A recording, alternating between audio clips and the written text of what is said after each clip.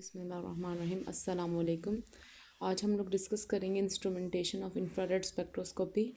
Instrumentation में हम लोग देखेंगे कि हमारे पास जो आईआर स्पेक्ट्रोस्कोपी है, ज़ाहिरी बात है इतनी तो पढ़ ली आईआर स्पेक्ट्रोस्कोपी हमारे पास है कि हमने इसकी फिर वाइब्रेशंस के बारे में डिस्कस किए, इसके फैक्टर डिस्कस किए, स्पेक्ट्रा की प्रैक्टिस की। अब हम लोग देखते हैं कि हमारे पास इसको डिटेक्ट कौन से इंस्ट्रूमेंट के थ्रू करवाते हैं। एक हमारे पास होता है सिंपल इंस्ट्रूमेंट जो यूज़ कर रहे होते हैं, दूसरा होता है FTIR। ज़्यादातर जो है FTIR को प्रेफर किया जाता है। मैं आपको इसकी इंस्ट्रूमेंटेशन जो है इसको स्टडी करवाती हूँ। ये क्या है, सबसे पहले देखिए आप हमारे पास कोई भी सैंपल है, उसमें से IR का कोई भी रेडिएशन सोर्स होगा। आज आपको पता चलेगा इसका रेडिएशन सोर्स क्या है। अब यहाँ पे हमारे पास सैंपल होगा, सैंपल से पास आउट होता है तो हमें जो है ना यहाँ पे ग्राफ इसका प्रेजेंट होता है, शो होता है। अब सोर्स हमारे पास कौन सा हो सकता है, इसमें नर्नेस्ट ग्लोबर है, इंसिडेंट वायर हमारे पास सोर्स है, और हमारे पास मरकरी आर्क होती है।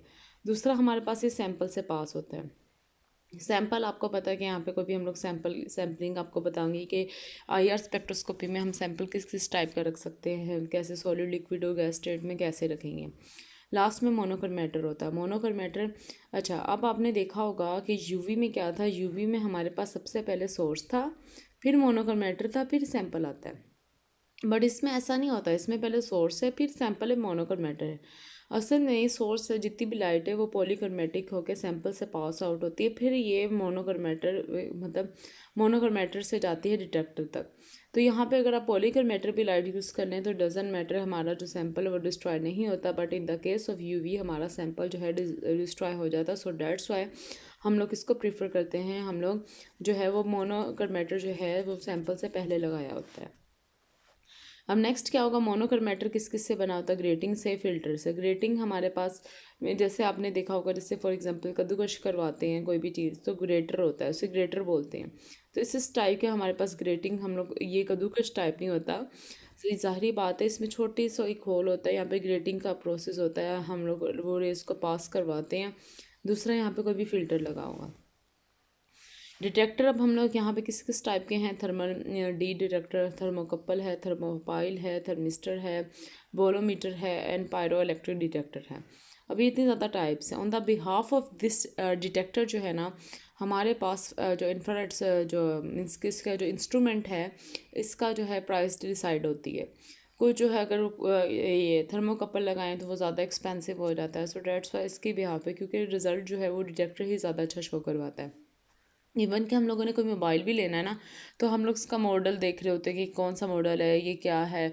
अब जैसे आईफोन और एंड्रॉयड का आप कंपैरिजन करें तो आईफोन में अच्छी फ़ोटो कैप्चर होती है, क्योंकि उसके फीचर्स अच्छे हैं, उसमें हमारे पास अच्छे तरीके के वो जो है मॉडल्स वगैरह यूज़ किए गए हैं। ठीक है, तो उसकी प्राइस भी आपने देखा होगा कि कितनी माशाल्लाह से है।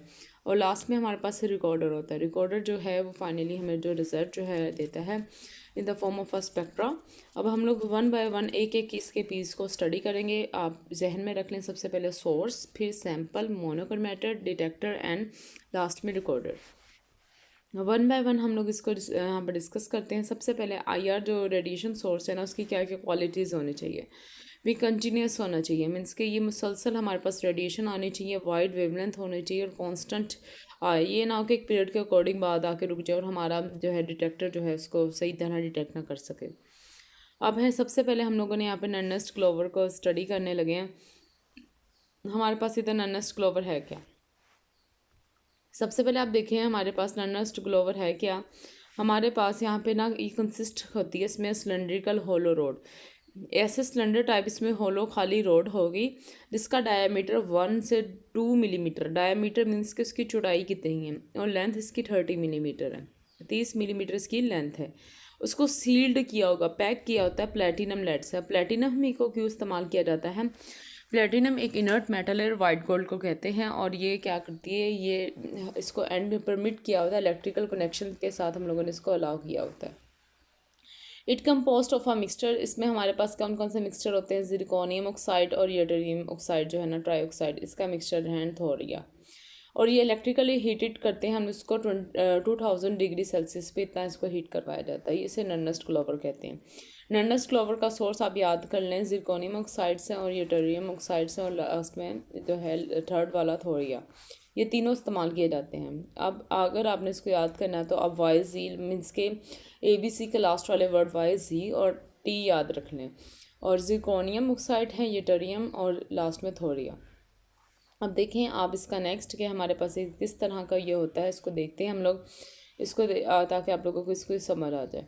अब देखें कैसा है, आपको बताया कि यहाँ पे हमारे पास क्या है, ग्लोवर है। ग्लोवर ऊपर से प्लेटिनम लेड के उसके ऊपर सील किया हुआ है प्लेटिनम लेड। प्लेटिनम लेड आप इनर्ट मेटल है।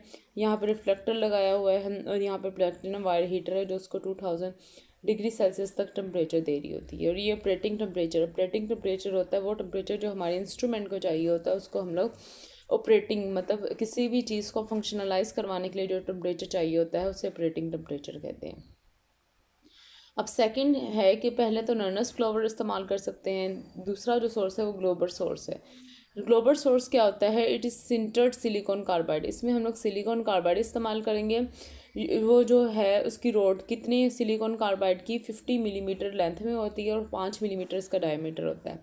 इसको भी 2000 डिग्री सेल्सियस पे हम लोग हीट करवाते हैं और ये मैक्सिमम रेडिएशन देता है अबाउट 5200 पर सेंटीमीटर। जो पावर कंजम्पशन है ना इसकी हायर होती है नर्नस ग्लोवर से।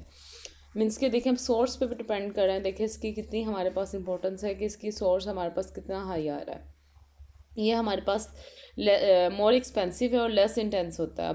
ज़ाहिरी बात है कोई चीज़ ज़्यादा मीन्स के एक्यूरेट है, ज़्यादा अच्छे प्रिसाइज रिजल्ट दे रही है, सो डेट्स वाई उसकी जो है इतनी एक्सपेंसिव होती है। तो ये लेस कन्वीनियंट टू यूज़ में कम से कम जो है इसका ज़्यादा रवायती इस्तेमाल किया जा रहा है।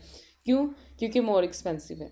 ज़ाहिरी बात है किसी भी इंडस्ट्री ने किसी भी यूनिवर्सिटी ने अपने सैम्पल्स वगैरह के रिज़ल्ट के लिए अब कोई चीज़ परचेज़ करी है तो जैसे आपको पाकिस्तान का पता है कि आजकल उसके हालात कैसे, तो ज़्यादा हम लोग लेस एक्सपेंसिव की तरफ ही ज़्यादा फोकस हो रहा है। अब नेक्स्ट हम लोग देखते हैं हमारे पास क्या है, इंसेंडेंट वायर सोर्स। अब ये वाला जो वायर सोर्स है इसका हम लोग देखेंगे इसमें क्या होता है। इसमें लोअर इंटेंसिटी IR सोर्स है बट ये लॉन्गर लाइफ है, मतलब इसको ज़्यादातर हम इस्तेमाल कर सकते हैं और ये लेस एक्सपेंसिव है। इसमें बेटा क्या होता है हमारे पास, इसमें टाइटली वाउंड स्पाइरल ऐसे करके ना हमारे पास निक्रोम वायर होती है जिसमें हमारे पास हीटेड किया जाता है। हम लोग उसको 11000 केल्विन तक करते हैं इलेक्ट्रिकल करंट से। और इसमें हमारे पास ना रोडियम वायर हीटेड होती है सिरेमिक सिलेंडर में। सिरामिक्स क्या होते हैं, सिरामिक्स हमारे पास सिलिकॉन कार्बाइड्स वगैरह जो लाइक की जो बेसन वगैरह वो भी सिरामिक्स के बने हैं, मिट्टी के बर्तन भी सिरामिक्स के बने हैं। सिरामिक्स की ये प्रॉपर्टी होती है तो ये हीट को बहुत इजी तरीके से कैप्चर कर लेता है और ये हमारे पास लॉन्ग लास्टिक होते हैं बट इसकी इंटेंसिटी जो है नर्नस्ट ग्लोवर और ग्लोबर के कंपैरिजन हमारे पास कम होती है। बट ये हमारे पास चीप है सो डेट्स वाई ज़्यादा इसको प्रीफर किया जाता है। अब लास्ट है हमारे पास मरकरी आर्क। मरकरी आर्क है ये हमारे पास फार IR रीजन के लिए, लेस देन हमारे पास कितना 200 पर सेंटीमीटर है। ठीक है, अब मीन्स के फिंगरप्रिंट वाले रीजन को भी हम लोग इसमें नहीं आ रहा, वो तो 650 से स्टार्ट होता है।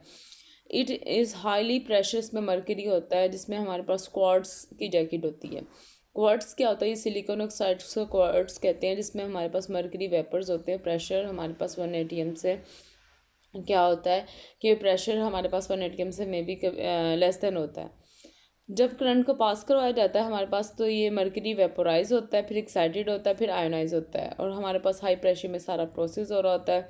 और हमारे पास ये लैम्प जो है ना ये एग्जिस्ट करते हैं और हमारे पास ये फार IR का सोर्स है। सो डेट्स वाई ज़ाहिरी बात है फार IR हम लोगों ने इतना यूज़ में नहीं लेते, तो इसको कम से बहुत ही कम यूज़ किया जाता है रेयर केसेस में। अब नेक्स्ट है मोनोक्रोमेटर होता है। मोनोक्रोमेटर हमारे पास सबसे पहले क्या हो सकता है, प्रिज्म होता है। प्रिज्म हमारे पास ये डिस्पर्सिव एलिमेंट है और इसमें मेटल हैलाइड सॉल्ट्स होते हैं। सोडियम क्लोराइड जो है ना मोस्ट कॉमनली साल्ट जो है ना इस्तेमाल किया जाता है प्रिज्म में। ये जो सॉल्ट है हमारे पास ये मैकेनिकल और thermal instability of water solubility में प्रोवाइड कर रहे होते हैं, ये प्रोटेक्शन कर रहे होते हैं डैमेज ना हो जाए हमारा कोई भी कंपाउंड या सैंपल पड़ा हो। ग्रेटिंग क्या होता है, ग्रेटिंग आपको जैसे मैंने लास्ट टाइम बताया कि हमारे पास ग्रेटर इस्तेमाल करते हैं। ग्रेटिंग का क्या काम है इसको देखते हैं हमारे पास क्या है। ग्रेटिंग का क्या काम है, देखिए इसमें कोई भी हमारे पास छोटी सी स्लिट होती है, उससे हमारे पास इंसिडेंट लाइट पास होती है, फिर इमर्जिंग लाइट आती है।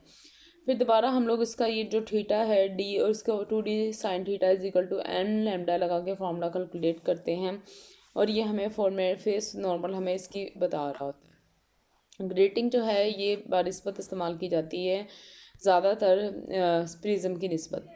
अब नेक्स्ट है हमारे पास सैम्पल सेल, सैम्पलिंग करवानी है। अब हम लोगों ने सैम्पलिंग करवानी है, इसको कैसे सैम्पलिंग करवानी है वो देखते हैं। इंफ्रारेड जो है ना हम लोग स्पेक्ट्रा में भी ऑब्टेन हम कर सकते हैं, गैसेस में की फॉर्म में भी, लिक्विड और सॉलिड तीनों फॉर्म में रख सकते हैं। यूवी का क्या केस था, हमें वहाँ पे डाइल्यूट सोल्यूशन बनाना पड़ता था। इसके केस में ऐसा नहीं होता, मटेरियल जो है ना ट्रांसपेरेंट होना चाहिए आईआर रेडिएशन के लिए। सो सॉल्ट्स लाइक हम लोग सोडियम क्लोराइड KBr इस्तेमाल करते हैं।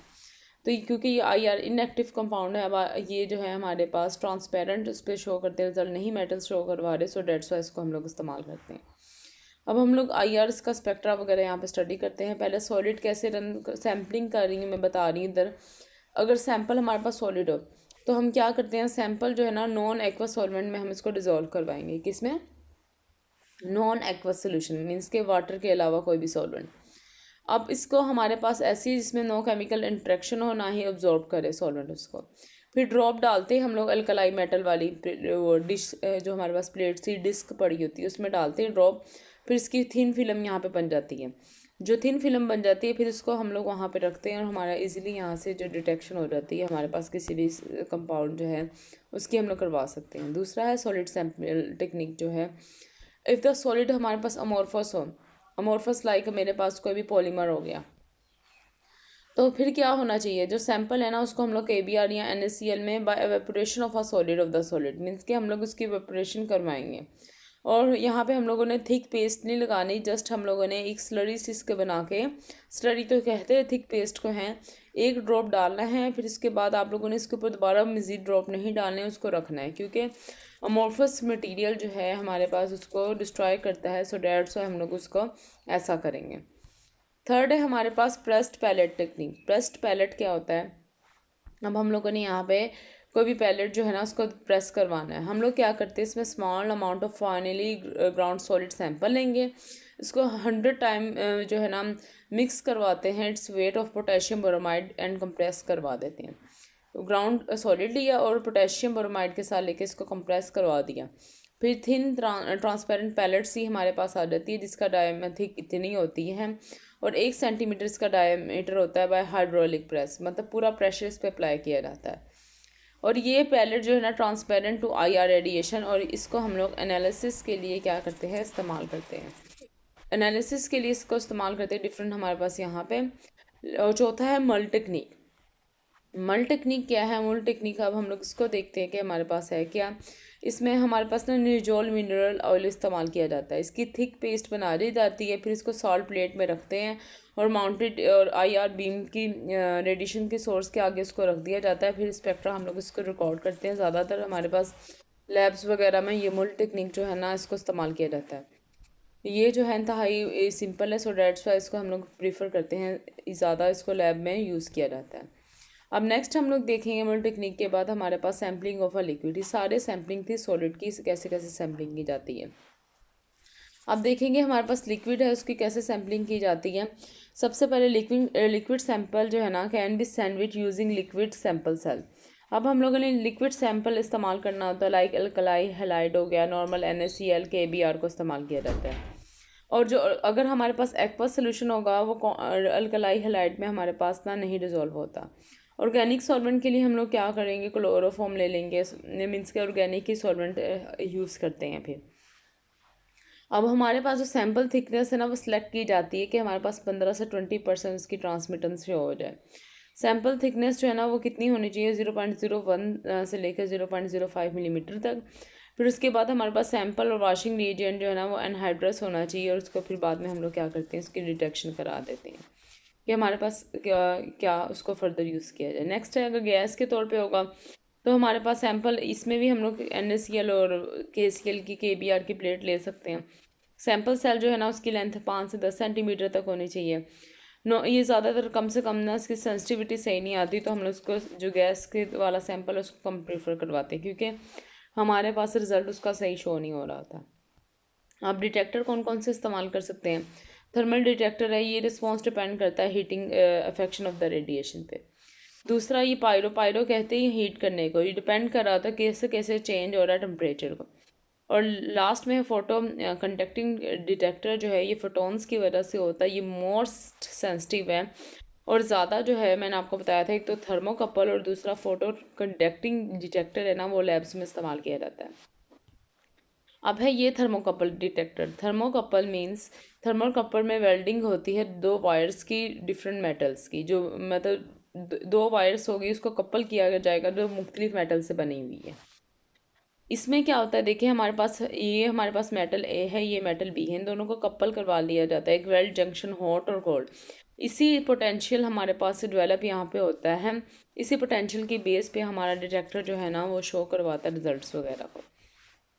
तो ये हमारे पास क्या है, थर्मल कपल डिटेक्टर। अब ये है थर्मिस्टर। थर्मिस्टर जो है ये कैसा होता है कि हमारे पास बना हुआ होता है fused mixture of metal oxide का।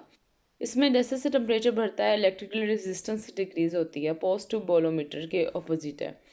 और ये हमें रिस्पॉन्स टाइम इसका स्लो होता है, सो डेट्स से हम इसको ज़्यादा इतना प्रीफर नहीं करते। हम लोग थर्मोकपल डिटेक्टर जो है ना उसको प्रीफर किया जाता है। ये ऑल अबाउट था इंस्ट्रूमेंटेशन का, इंफ्रारेड स्पेक्ट्रोस्कोपी का। आई होप कि आपको समझ आएगा। जज़ाकल्लाह।